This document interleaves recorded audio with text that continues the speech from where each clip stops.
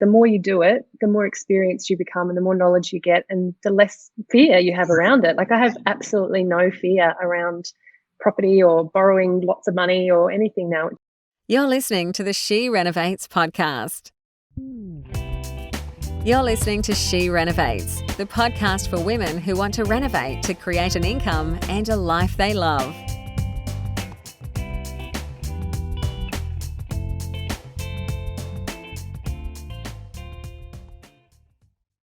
Hello, everyone. So we're back with another episode of She Renovates, and I have a guest, a special person today in Megan Brock.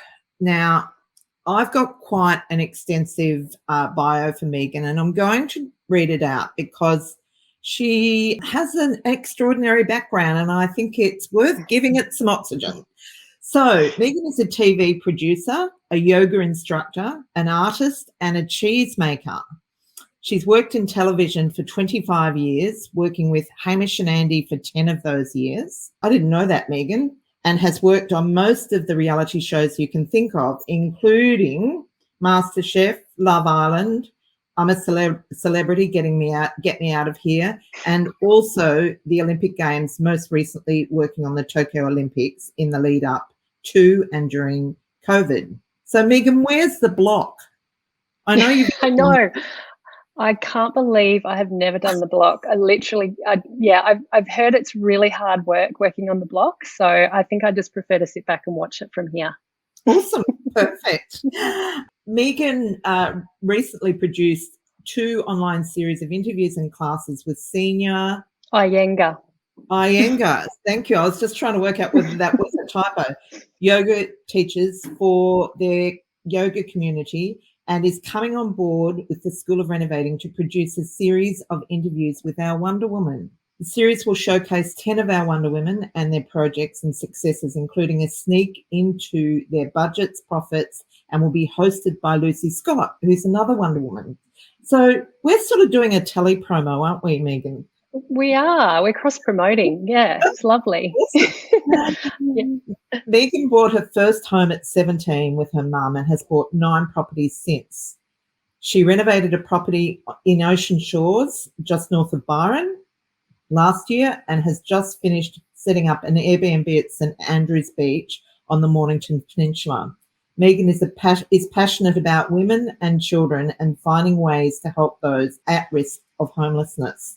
Megan hopes to be able to do a project one day to set up affordable housing for women who need it most.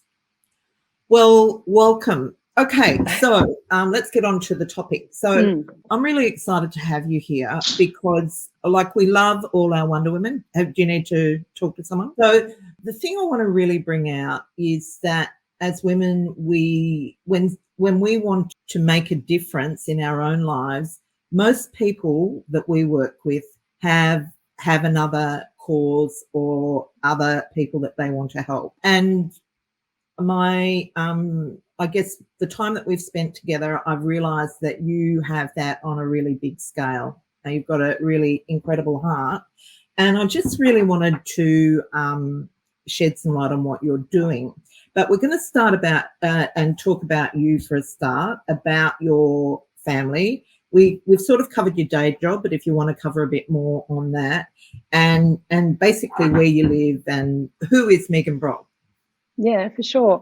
Well, thank you for having me here, Bernadette. It's really nice to talk to you, and I feel very honoured to be asked. There's so many amazing people in your community, and I honestly have never felt so, welcome, and arms have been opened by everybody the whole time I've been here, and that hasn't been for very long. So, I am living in Melbourne, and I have a 5-year-old son and 2 stepdaughters who live in the UK. They're both studying. One has just graduated at university over there, and the other one's just finishing. One of them's flying back from Greece as we speak, actually. We're going to see her for the first time in 3 years, which is great. And I work in TV, and it's a busy thing to work on, making television, and I work on, lots of different shows as a freelancer. So it's been hectic. Like you said, I worked with Hamish and Andy for 10 years. So we traveled around the world together making all of their TV shows, and then they've had a bit of a break now. So I'm off doing other things as well. But that was lots of fun, and, it was great to do when I didn't have children. But then when I had my 5-year-old, I realized that I'd sort of had to slow down and not be working so many hours. And we bought a place up in Ocean Shores. And sorry, I said last year in my notes, but I think it was actually in 2019 we bought that property. And during COVID, we had a situation where the tenant was just trashing the place. He was an artist and wasn't really taking any care. And so we went up for an inspection and realized that it was a nightmare. And if we left him there, the whole house would be ruined. So we had to remove him. And then we renovated the place. And I was actually like cram listening to She Renovates, because I just Googled renovation like podcast. I'd never listened to a podcast before, and I found yours, and I was just listening to it the whole time. I had my earpods in, and my husband was always just like, "Are you still listening to that podcast?" And I was like, "Yep." And I was just could not get enough of it. And I was realizing that, like the creativity that we get to experience renovating is something that I was sort of missing a little bit in my job, because my job is very logistics based. I'm sort of like a project manager. I look after contracts and budgets and HR and all of that sort of stuff. But the renovation side of things, I realized, was a really nice creative outlet for me. As I said, I do like to paint. I'm a bit of a struggling sort of wannabe artist as well. So the renovation styling thing really interests me. I sort of backed away from television for about 5 months after a friend passed away while I was cleaning out his house, and just sort of started to really investigate what I wanted to do here. And I'd obviously listened to every podcast and started to become more involved in the community. And then we went away for our retreat, and I realized that there's just all these amazing women that have these incredible stories about renovation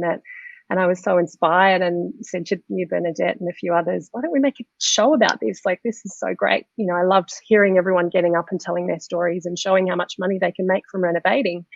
And so now we're going to look at doing this 10-part series, and we'll probably hopefully keep doing it just to show everyone out there in the community what you can do and what you can achieve. And I've got so many friends in their late 40s, early 50s who still rent, 1-bedroom apartments on their own with their, cats or dogs or whatever, find they're happy.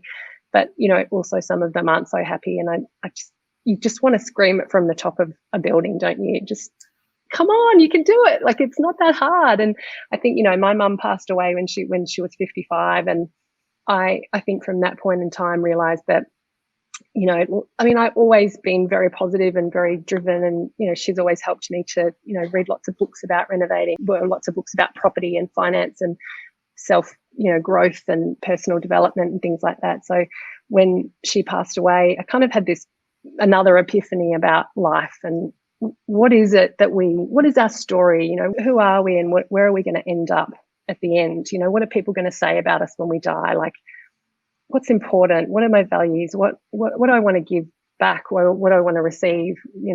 What do I want this next journey to be, with this next chapter of my book, sort of thing.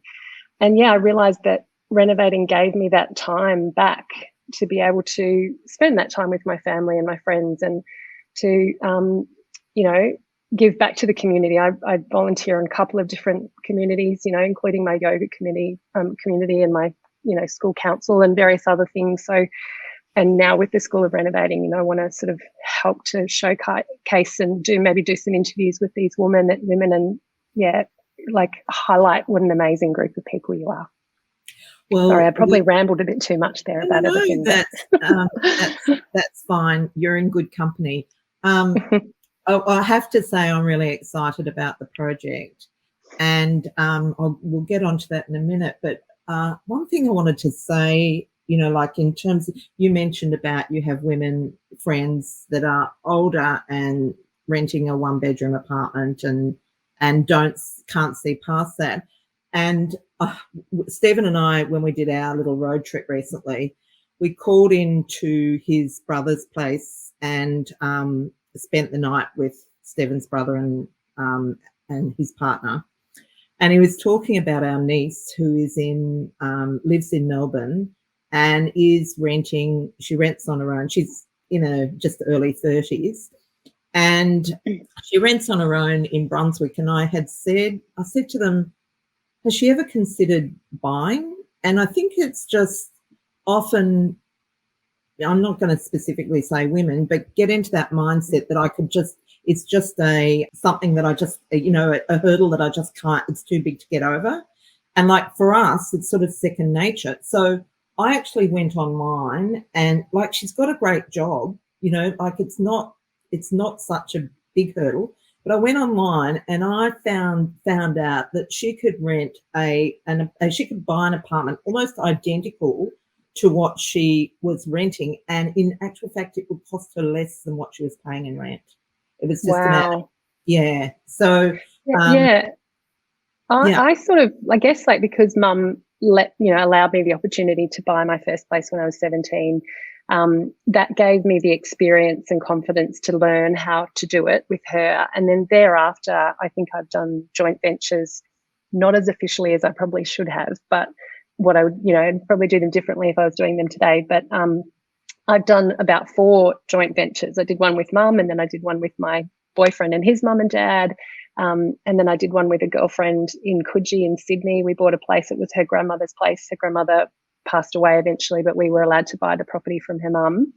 And we had a really good chat about it because, it was obviously her family property. And, we sat down and talked about buying this place together. It was like $400,000 and it was a lot of money for us. And, we were sort of in our mid-20s at the time. And, it was quite daunting to go into that kind of arrangement with a friend. We're both living at the property together as well.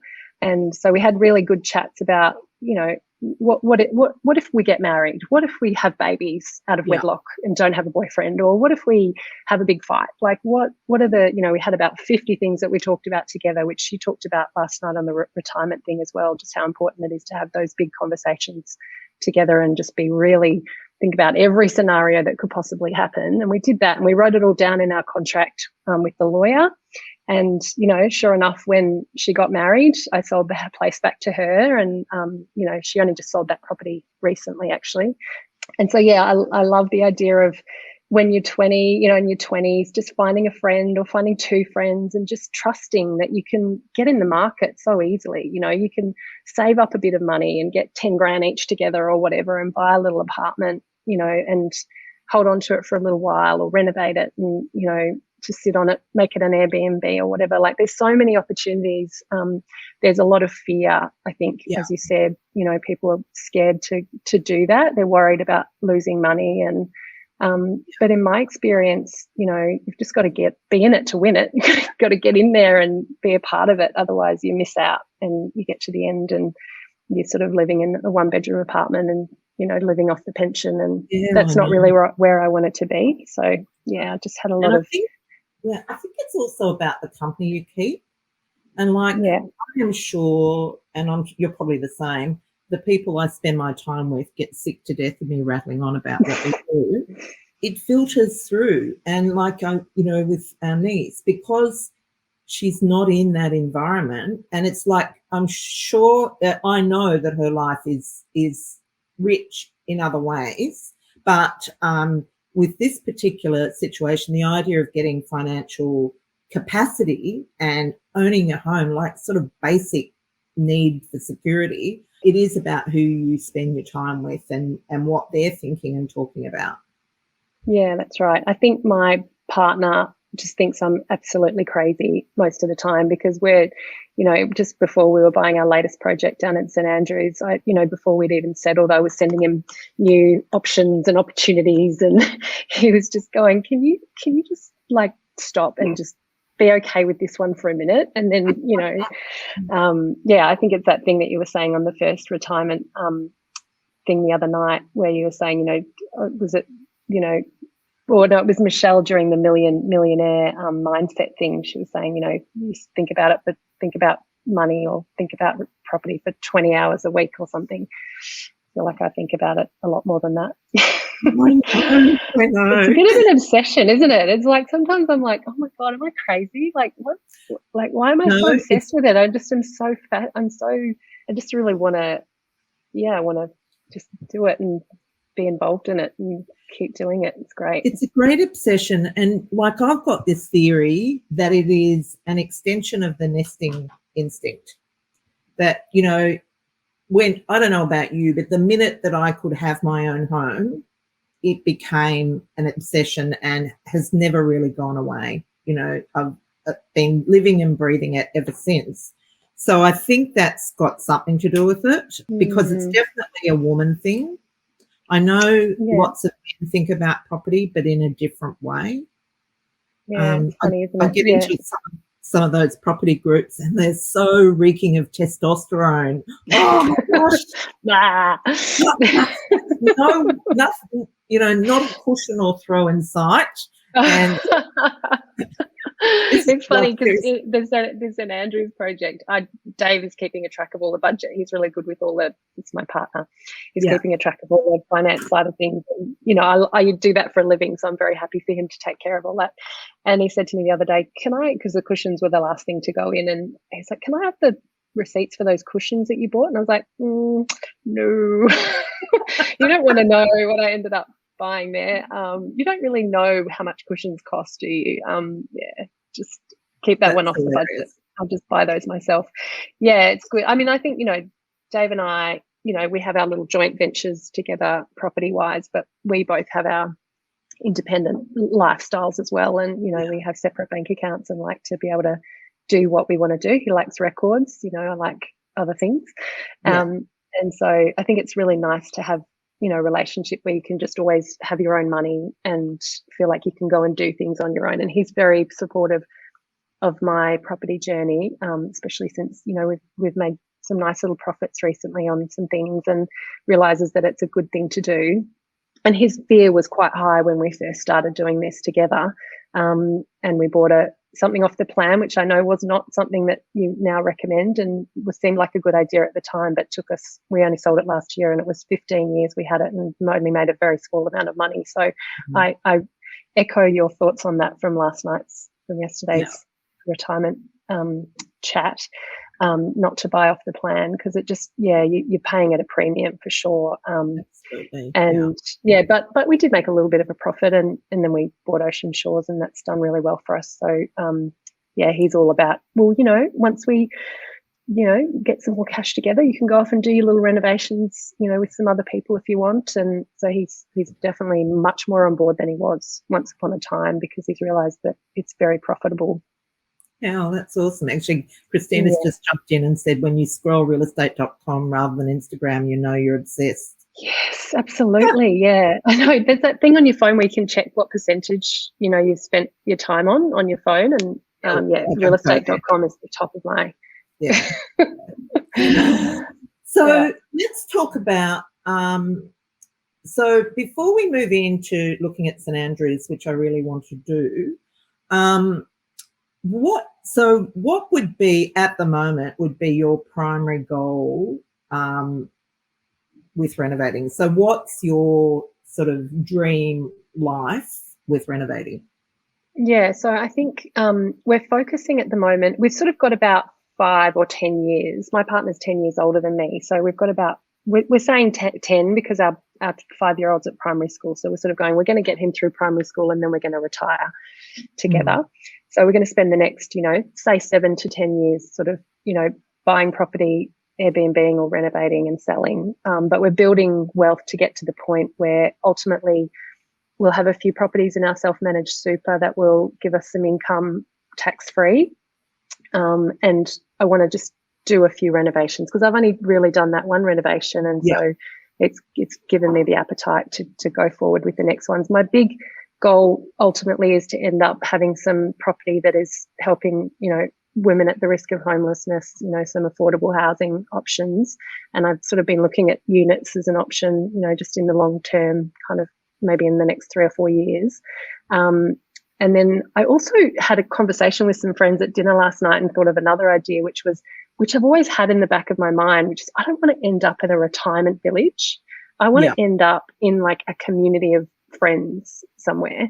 And we all talking again about last night buying a big block of land like they did on the block at the moment, and building houses with a little community area and whatever we decide to have there at the time. But that would be something I'd like to do as well one day, but it would be a challenge to get the right people and you know. It's funny because I always used to think that too, and some friends of Stephen's actually did that.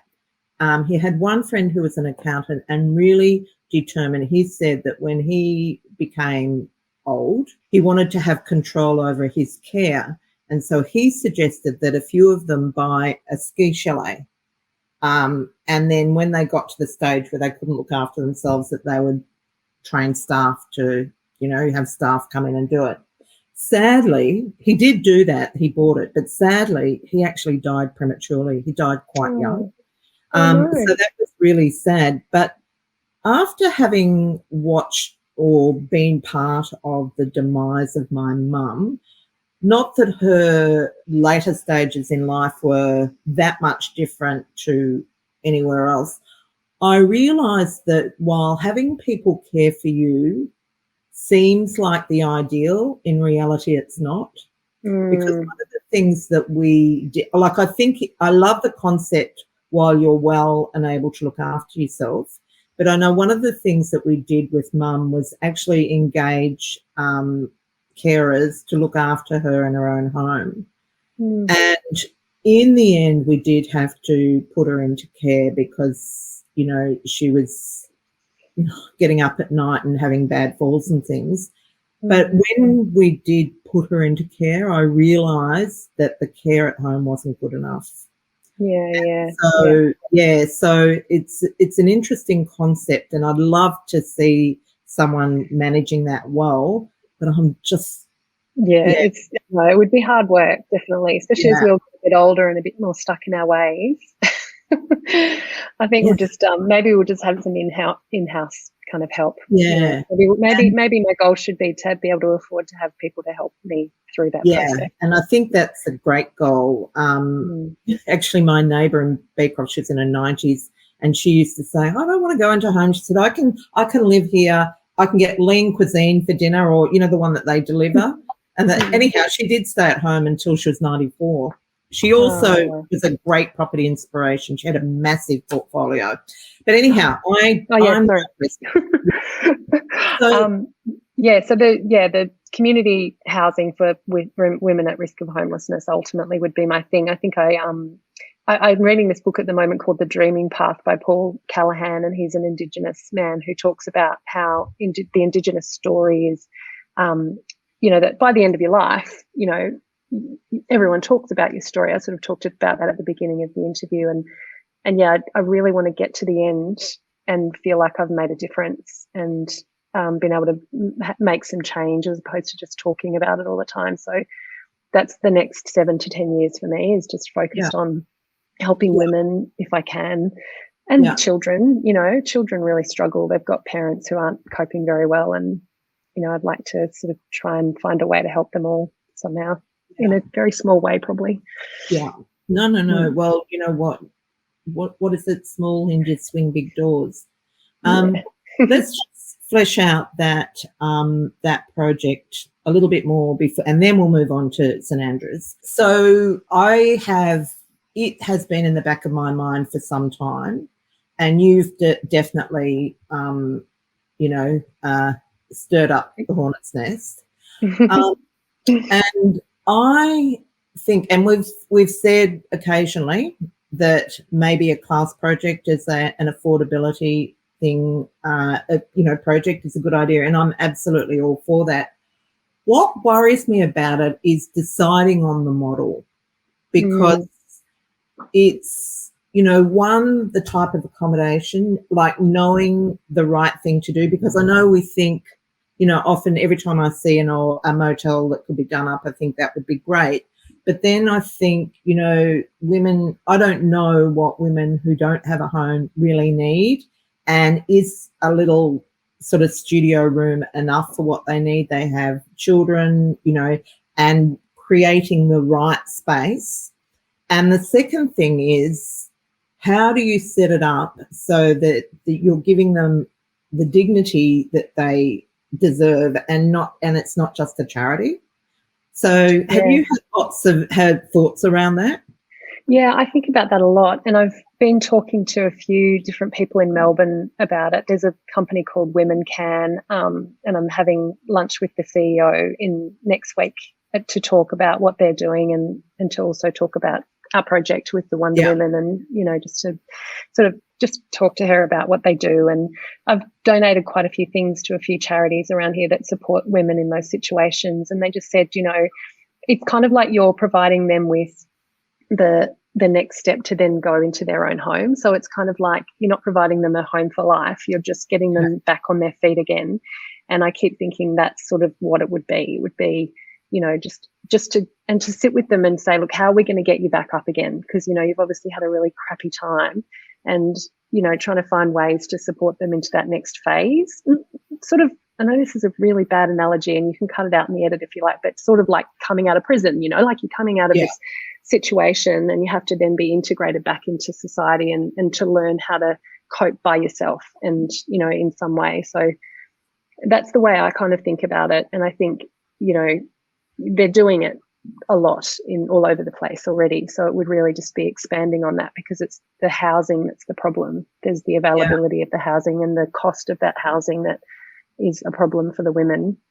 And I think the motel idea is a great one, but there's also sort of retirement villages shutting down. There's boarding houses, there's backpackers, things like that I've kind of seen pop up all over the place. That are they're not a halfway house, but they're a home for them to come and with some beautiful things on the wall and some nice decor to help them, because women love nice things, don't they? We all like to be surrounded by nice things and pretty things. And I think that would be, just giving them a bit of pampering after maybe having a really hard time with wherever they've been before that.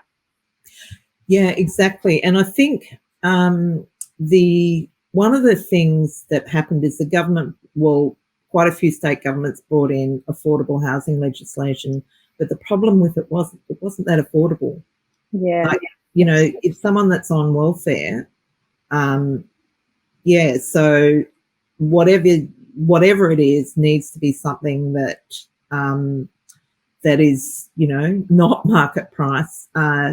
Anyhow, a charity-based something. Yeah, that's right. Where you've got kind of, people donating their money to it to help support these women. Yeah, absolutely. Yeah, or even just building or renovating facilities where they're discounting the rent, so that, because I don't think it's not sustainable. If it can't be sustainable, it'll fizzle out. You've got to really create something that can live on. So that's, and Christina's just saying that she's really keen. She's suggesting we set up a group discussion at the conference. I think you might have to get that past Michelle. I'm already being told I've got to cut stuff out, so I don't know how that's going to go, but anyhow, so I'm happy to have a discussion with you though. So we've got our Diamond Day the day before. We could probably set some time aside to do that then, which would be good. Yeah, great. And I'll have I'm having this meeting with the lady at Women Can next week, and I'll pick her brain about what they're doing. And Okay. So let's look at St Andrews. So you've just recently bought this property. So what's the goal for this one? So we all like to have our own home. I've been living in my partner's home for over 15 years. It's still all of his stuff. My mum passed away and she was living with me at the time, so I had to pack everything down and put it into boxes, which are kind of still sitting in the bottom of my property. But so I wanted a house that I could, I wanted to do that at his house, but it was a bit hard because everything's his. So I just said, well, rather than us moving into our own house, let's just buy a place that we can make some money off Airbnb, but also you get to keep your little man pad and I get to have my little place that I can design and decorate and make warm and fuzzy and lovely, so we can go down there and have nice family holidays down there together. And we've spent a fair bit of time down there. We've just finished setting it up and put it on Airbnb. We've got fully booked over Christmas already, almost. And we haven't put it up for weekends yet because I have spent a little bit too much money on the cushions. And so I did say to Dave the other day, I'm going to have to put all the cushions in the garage when people come in because I don't want them touching the cushions. Oh my gosh. Actually, to be honest, it was only 3 cushions that I spent a lot of money on. The rest were all, normal price. But when I say a lot of money, it probably wasn't a lot of money, but it was a lot. I don't spend money on cushions normally. So, I felt quite extravagant. Yeah, so we've set up that fireplace. Every time someone comes in and looks at it, I get a different reaction from it. Really? Bernadette, I think you said you loved it. I hate that fireplace. I feel like it looks like it should be in a ski chalet. It's the shape of a milk bottle, and it sort of stands out quite a lot in the room. So I was thinking that would be the first thing that I got rid of. But those are limestones, like proper limestone. Yeah, and so I'm actually starting to like it a bit more, and I'm thinking that I might paint it white just to kind of match the walls a bit more, so it kind of feels a little bit less intrusive. But yeah, it's funny. Lots of people have different reactions to it. Hate or love are the two words that I hear.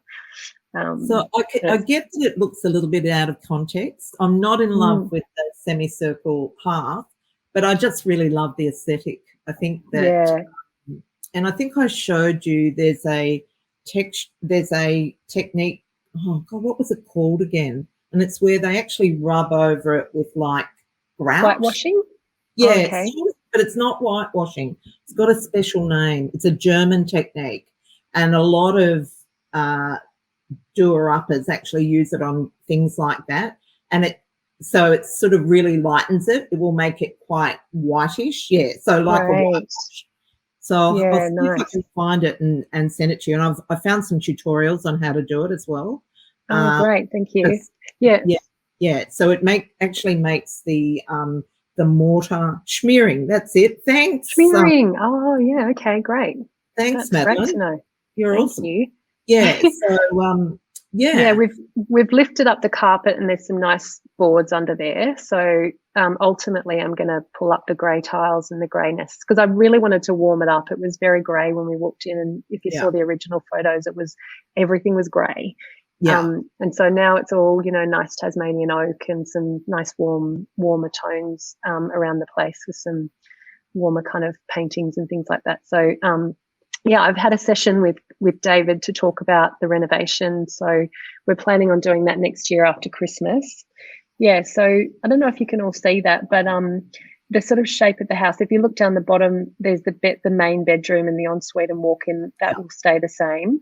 And so it's 3 bedrooms, 1 bathroom at the moment, and a laundry, which is kind of where the top of where the kitchen is, up the top where it says stage 1. It's sort of pointing. There's a blue line there that shows where the laundry used to be.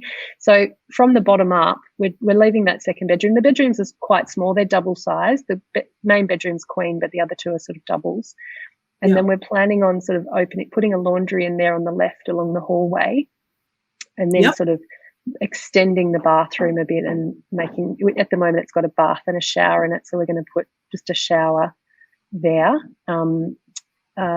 And a sort of long kind of galley style bathroom at the moment. We might change our mind on that, just because this was where it ended with the 5 different. If anyone on here ever needs to look at a floor plan, I promise you, the best money you can spend, or some of the best money that you can spend, is to go and see David at Renovator Concepts. He's so good. I literally didn't know that he was going to get online with our session for an hour and already have like 7 plans already done for me. It was like, I thought we were going to get online and start talking about it, but he'd already done like all the options. And I was like, oh my God, this is amazing. And he'd had thought of this exact same plan that I wanted to do. So yeah, it's a good chat. So opening up the bathroom and toilet and sort of, making that a bit wider. And then the kitchen area is the main one for me, because it's, at the moment, it's a kind of small U-shaped kitchen, and those blue lines will be removed, and we'll make more of an open plan kitchen. And then doing sort of floor to ceiling windows, because we've got a beautiful outlook to the kind of native bush setting out the back, and putting a kind of covered in deck area, where the sort of deck kind of area looks like it is. And then, flattening out that fireplace place in the lounge room. It's quite a large lounge room, and just sort of, making it a little bit more, getting rid of those blue lines again, because it's sort of a weird shape at the moment. So, and then the option for stage 2 was to put on, we've got a garage there at the moment, but knocking the garage down and actually putting a stage 2, almost like a secret retreat out the side. So behind the fireplace, nice. A little door that goes in there from the living room, and then you see where the sort of, it's pointing behind the fireplace and the bedroom. There's that hallway Yeah. That kind of is like an atrium-y kind of covered garden area from the bedroom. And yeah, just having like a kind of granny retreat. We've got a 91-year-old grandfather, but we've also got 3 children. So being able to go down there and having space for everybody would be good. So that's a stage 2 plan that might happen a bit later. Yeah, beautiful. Yeah. And so what do you hope to get out of the renovation? Will that be when you go and live in it, or will it? We won't live in it. We're just going to use it as a kind of holiday home for us when it's not being rented out, like a place for us to retreat to, because we are in an apartment. We're in a sort of 3-story apartment. So it's going to be where we have family holidays and things. But in sort of 7 or 8 years, we'll sell that one and our Ocean Shores property, and we'll buy a kind of forever home and just rent out our current PPOR potentially. Or we might sell our current PPOR so we can save the capital gains tax and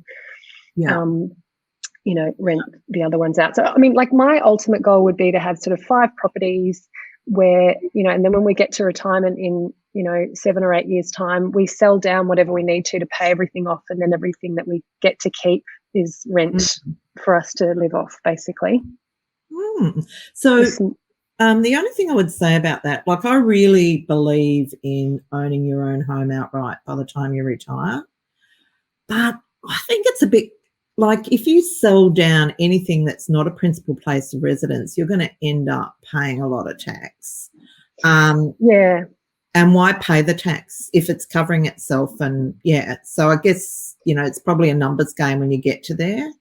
Yeah, I think so. I mean, we've paid off our PPOR. We've almost paid off both of those properties. So it'll depend on where we're at in 10 years' time. Like we'll make that decision. I mean, we might not have to sell them, but it'll just be like you said, it'll be a numbers game. Let's just go, okay, how much have we got left?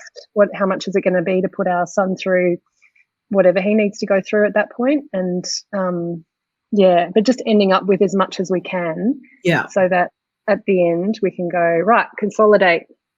Yeah. Let's do some bigger things. And by then I'll only be, 58, 56 kind of thing. So I'll still have time to continue on with the, women, sort of my women affordable housing projects and things like that. So, yeah. Awesome. Fingers crossed I make it there. Oh, yes. Yes, we've all faced with that uncertainty. Yeah, exactly. Well, that's really, really great. So, so this is pretty much going to be your project for the time being, unless you do a joint venture. Is that? So at the moment, we'll renovate this one next year, but early next year I'm planning on doing a joint venture with 2 of the other Wonder Women, one of which is a very experienced renovator and one of whom is a good with the books and good, has the knowledge and, the cash flow, I guess, to be able to do it. I wanted to do it with 3 people so that because I have a 5-year-old, I want to make sure that I can give as much time as I can to it, and my partner's away a fair bit, so I'm just making sure that there's a balance of time and energy going into it so that we're all really clear on expectations. So we're going to dive into that early next year hopefully, and that'll be a little renovator depending on how much money we end up being able to spend, but I'd like to try and get something soon so that we can make the most of any capital growth that's going to happen next year, which has been talked about a fair bit at the moment. Yeah, there's some great buys around Melbourne at the moment. Yes, absolutely. We're looking in. I've always loved East Melbourne. I've always loved those little Art Deco kind of East Melbourne 1 to 2 bedroom places, and it's just such a great location. We live in Collingwood, which is the next suburb over, and I've always been sort of sniffing around East Melbourne and going into the inspections and things. And location-wise, I think that's a really great spot, and anywhere within 5 k's of the city, basically. And there are some great buys, $200,000-$300,000 buys in Melbourne at the moment for little one bedders or studios, and I think that's pretty good value for something that you can probably rent out. The yield would probably be quite high. Yeah. Well, one of our one, as you know, has bought a little, what do they call them, pied de terre in up in Little Collins Street for extremely envious. Yeah, that's cool. So, okay, so just before we wind up, let's just go back to your project with the Wonder Women. Now, the lovely Lucy Scott is going to be the interviewer. And just to, I guess, really recap what the plan is. So we're thinking that we might offer that as a little course, and the proceeds from it will go to our affordable housing project. Exactly. Yeah. So we'll start off, we'll basically kind of like what we did on the retreat, but for those who weren't on the retreat, we'll do, first of all, we're going to start off with an interview with Lucy, which Bernadette will take. And we'll sort of introduce Lucy to the rest of the community in that way. And we'll talk about Lucy's current projects and maybe some of the other projects she's done and some of the profits she's made there. And then Lucy will take over as host. And I'll sort of produce those with Lucy, and we'll do sort of pre-interviews with all the women, and we'll sort of produce it quite sort of nicely with some photos and, budget and profit and things like that, so that we all know what each other are up to. And awesome. I'd like to see it, and we'll sell it for a little bit of money, and make some money for these affordable housing projects that we hope to do in the future. And it's very exciting. It is very exciting. So when's that kicking off?